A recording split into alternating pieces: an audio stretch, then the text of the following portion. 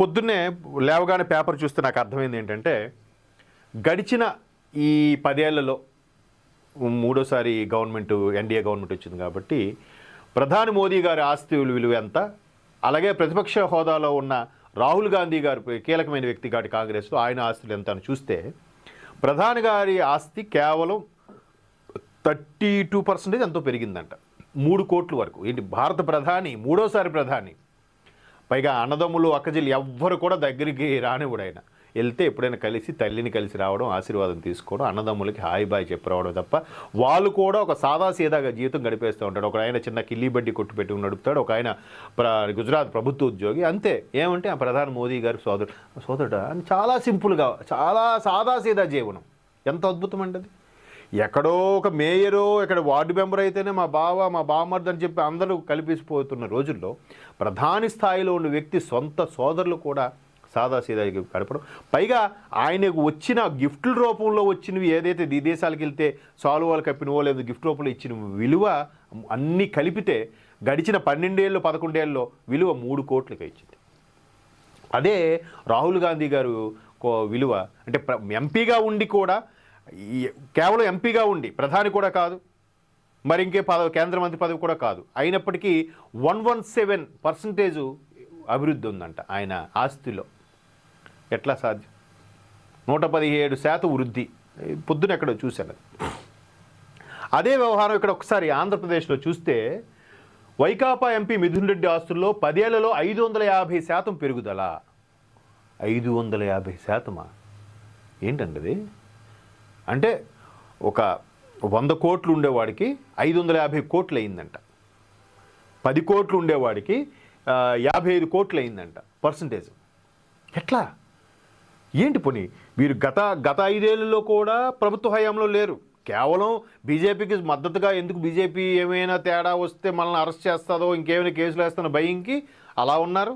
అలాగని ఎన్డీఏలోకి వెళ్ళారు, ఇండియా కూటమిలోకి వెళ్ళలేదు. ఇండియా కూటమిలోకి అసలు వెళ్ళలేరు, ఎందుకంటే కాంగ్రెస్ ఉంది కాబట్టి. ఎన్డీఏ భాగస్వాములతో పొత్తుందంటే ఆల్రెడీ టీడీపీ జనసేన ఉన్నాయి. ఎట్లా? ఇలాగ లేకుండానే ఎంత చేస్తే వీళ్ళు ప్రభుత్వంకు ఫేవర్గా ఉంటే ఇంకేమైనా వీళ్ళని ఆపగలమా? వీళ్ళందరూ అంబానీలు మించిపోతారేమో. ఇక్కడ చూడండి అసలు అవినాష్ రెడ్డిది 474% వృద్ధి. ఈయన మీద చాలా ఎలిగేషన్స్ కూడా ఉన్నాయి. 474% వృద్ధి, 10 ఏళ్లలో 550% వృద్ధి. MP Mithun Reddy, the great Peddireddy గారి తనయుడు, రీసెంట్గా ఆయన లిక్కర్ స్కామ్ సంబంధించి కూడా అరెస్ట్ అయ్యాడు. ఈయన మదరు ప్రభుత్వం మీద, పోలీసుల మీద శాపనార్థాలు పెడుతూ ఏడుస్తూ మాట్లాడింది. చూడండి అసలు 550 ఏంటి పోటీ? పరీక్ష మార్కులు కాదు ఇవి, ఆస్తులు పెంచుకోవడంలో పోటీ. అంటే కేవలం ఒక ఎంపీగా ఉంటే ఇన్ని కోట్ల, అంటే ఉన్న కోట్లకి ఎంత శాతం అంటే ఎన్ని వేల కోట్లు అయి ఉంటాయి ఇప్పుడు? అది వాళ్ళ టార్గెట్ ఏంటి? అవినాష్ రెడ్డి. ఇకపోతే కేంద్ర మంత్రి సిఆర్ పాటిల్ ఆస్తుల్లో తగ్గుదల. సిఆర్ పాటిల్ అంటే మన జలశక్తి మండలికి సంబంధించిన కేంద్ర మంత్రి, ఆయన ఆస్తి తగ్గిందంట. చూడండి విచిత్రం, వీళ్ళేంచి రేంజ్ పెంచుకెళ్ళిపోతున్నారు, స్టాక్ మార్కెట్ రేంజ్ లాగా. ఈయన తగ్గిందంట. వరుసగా 3 ఎన్నికలు గెలిచిన వారు ఆస్తులు విశ్లేషించిన ఏడీఆర్ సర్వేలో ఈ మిథున్ రెడ్డి వీళ్ళ విషయాలు మన ఆంధ్రప్రదేశ్ చెందిన వాళ్ళు కాబట్టి ఈ విధంగా చూపించారు. వైకాపా చెందిన 2 ఎంపీల ఆస్తులు 10 ఏళ్లలో సగటున 532% పెరిగినట్లు ఏడీఆర్ సంస్థ తాజాగా విడుదల చేసిన నివేదికలో పేర్కొంది. ఇది ఆ పర్టికులర్ వార్తాపత్రికలో కానీ, ఆ పర్టికులర్ శాటిలైట్ ఛానల్లో కానీ ఎక్కడా రాదు, ఉండదు, అసలు టాపిక్కే ఉండదు. ఇప్పుడు దీన్ని తీసుకెళ్ళి లోకేష్ గారి ఆస్తి, చంద్రబాబు నాయుడు గారి ఆస్తి, పవన్ కళ్యాణ్ సినిమాల్లోంచి సంపాదించిన ఆస్తి, ఇవన్నీ ఇది రాయడు, ఇది ఎక్కడ రాయడు. అది అంటే ఉన్నారు, ఆ ట్రాన్స్లో బతికేస్తున్న ఉన్నారు. ఇందులో రాజంపేట ఎంపీ పివి మిథున్ రెడ్డి ఆస్తులు 550%, కడప ఎంపీ వైఎస్ అవినాష్ రెడ్డి ఆస్తులు 474% మేర పెరిగినట్టు వెల్లడించింది. 2014, 19, 24 ఎన్నికల్లో 103 మంది వరుసగా లోక్సభకు ఎన్నికయ్యారు, వరుసగా మూడోసారి. కేంద్ర ఎన్నికల సంఘానికి సమర్పించిన 102 మంది అఫిడవిట్లను విశ్లేషించిన ఏడీఆర్ ఈ వివరాలను వెల్లడించింది. అందులో జార్ఖండ్ ముక్తి మోర్చా 804% తర్వాత అత్యధికంగా ఆస్తుల విలువ పెరిగిన పార్టీలో వైకాపా 2వ స్థానంలో నిలిచింది. ఈయన ఎవడో చూడండి, మహానుభావుడు. జార్ఖండ్ ముక్తి మోర్చాకు సంబంధించిన ఎంపీ అంట 800% అంట.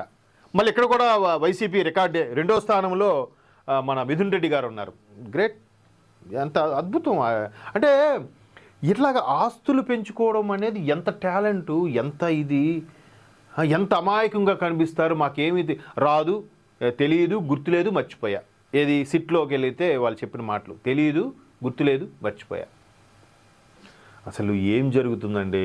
అసలు వీళ్ళ ఆస్తిలో 10వ వంతు పంచితే నియోజకవర్గం మొత్తం సస్యశ్యామలంగా బతికేస్తుంది. అందరూ కరువు కాటకాలు లేకుండా, అప్పులు లేకుండా, రైతు ఆత్మహత్య లేకుండా. 10%.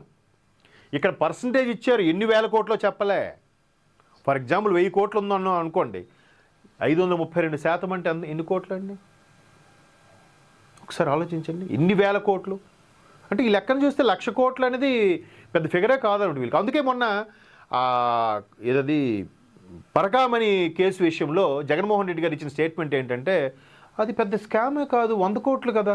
100 కోట్లు స్కామ్ కాదా? $9 అదేదో 72,000 లెక్కేదో చెప్పారు. $9 లేటు, 72,000 నాకు అర్థం కాలేదు.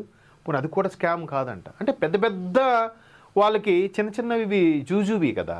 1 కోటి 2 కోట్లు అసలు లక్షప్పుడు విషయమే కాదనమాట వాళ్ళకి.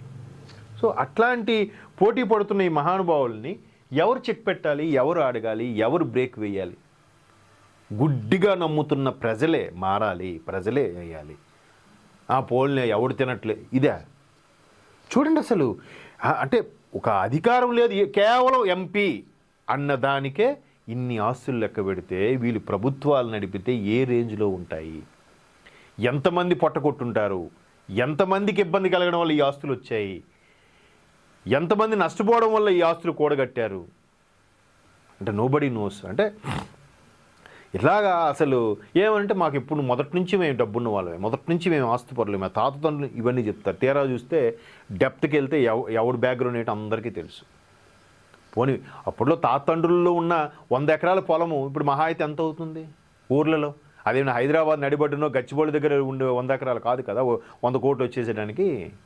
పోనీ ఒక్కొక్క ఎకరం ₹1,00,00,000 తీసుకున్నా, 100 కోట్లు తీసుకున్నా, మొన్న గడ్డిపేట వ్యవహారం అని చూస్తే, అంటే ఎలాగా జనాలు ఇంకా గొర్రెల్లాగా ఎంతగా ఇష్టపడుతున్నారో, ఎంతగా ఫాలో అవుతున్నారో అనేది ఇంకా వాళ్ళ విజ్ఞతకే వదిలేద్దాం. సో ఇట్లా మొత్తం మీద అధికారం లేకపోయినా కేవలం ఒక ఎంపీగా గెలిస్తే తరతరాలకు సరిపడే ఆస్తిని, కొన్ని జనరేషన్కి సరిపడే ప్రాపర్టీని సంపాదించేస్తే వాడు తర్వాత విచ్చలవిడికి తయారయ్యి ఎటుపోతాడో తెలియదు. సో ఇదంతా ఒకసారి మనకు ఆశ్చర్యం కలిగిస్తుంది. మొత్తం మీద ఇది ఇవాళ 80 పల్స్లో ప్రధానంగా ఉండే వార్తలు.